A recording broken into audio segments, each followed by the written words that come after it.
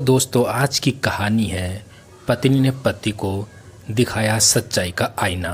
पूनम पढ़ी लिखी और बहुत समझदार लड़की है। दो भाइयों की इकलौती बहन है जिसकी शादी राहुल से हुई है जो प्राइवेट कंपनी में काम करता है।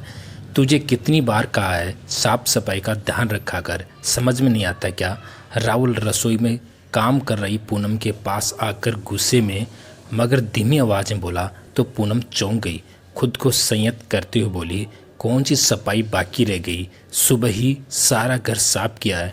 कहते हुए उसने इस बात का ध्यान रखा कि आवाज़ बाहर कमरे में बैठे उसके पापा और भाई तक न पहुँचे। वो दोनों थोड़ी देर पहले ही उससे मिलने आए हैं, इसलिए राहुल ने भी धीरे बोला था, अब क्या बार बार बताऊं, मुझे घर में जूते लाना पसंद नहीं है।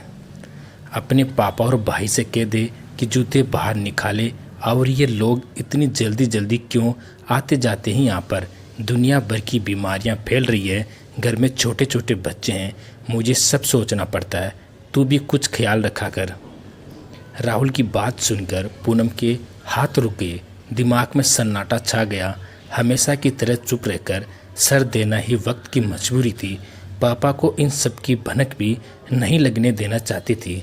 आंसू कोर तक आकर ही सिमट गए। कैसे आखिर कोई ऐसा कैसे बोल सकता है?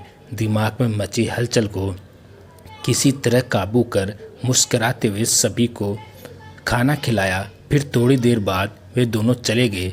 उनके जाते ही राहुल ने उसे सफाई करने को कहा तो उसका सब्र का बांध टूट गया। तुम ऐसा सोच भी कैसे सकते हो?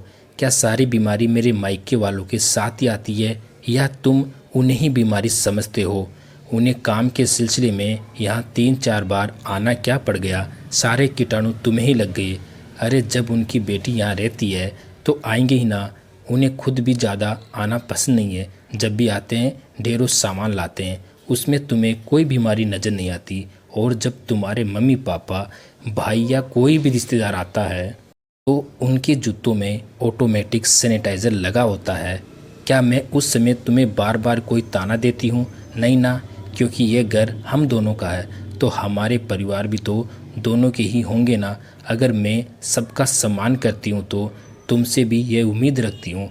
अब बस बहुत हुआ। अगर आगे कभी तुमने ऐसा किया तो मैं तुम्हारा तरीका अपना लूँगी। तब शायद कोई एहसास हो।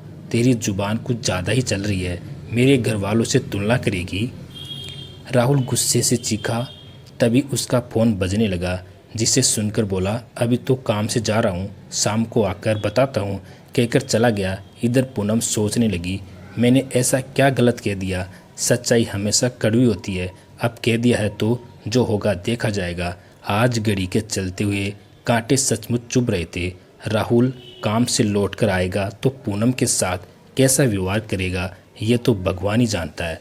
पूनम ने अपने पति को सच्चाई का आईना दिखाकर सही किया या गलत, कमेंट बॉक्स में ज़रूर बताइए। हमारा मकसद किसी की भावनाओं को ठेस पहुंचाना नहीं है। ये एक मनोरंजन के लिए लिखी एक काल्पनिक कहानी है। कहानी पसंद आए तो एक लाइक जरूर करें। धन्यवाद।